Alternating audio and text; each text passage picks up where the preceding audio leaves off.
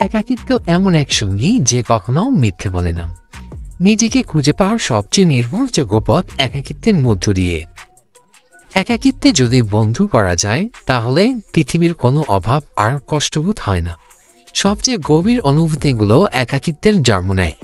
একাকিত্ব আমাদের জীবনের সেই আয়না যেখানে আমরা নিজেকে পরিষ্কারভাবে দেখতে পাই। একাকিত্বে লুকিয়ে থাকে সৃষ্টির অদ্ভুত ক্ষমতা। নিজেকে ভালোবাসতে শিখতে হলে প্রথমে একাকিত্বকে গ্রহণ করতে হবে। একাকিত্ব কখনো শাস্তি নয়, এটি আত্মার প্রশান্তির উৎস।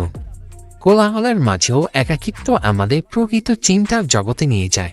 একাকিত্বের মাঝে জন্ম নেয় আত্মবিশ্বাস এবং আত্ম উন্নয়ন।